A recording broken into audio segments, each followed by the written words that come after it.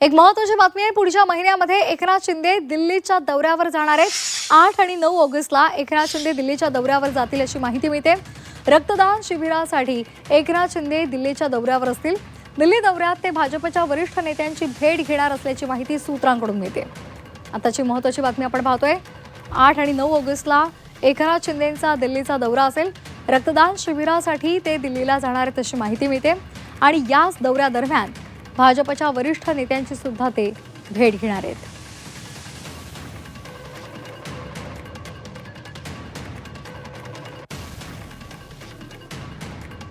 तर भाजपच्या वरिष्ठ नेत्यांना एकनाथ शिंदे भेटणार आहेत। 8 आणि 9 ऑगस्टला त्यांचा दिल्लीचा दौरा असेल आणि त्यामुळे या दरम्यान कोणकोणत्या भेटीगाठी होतात, त्यामध्ये काय चर्चा होते हे पाहणं महत्त्वाचं आहे।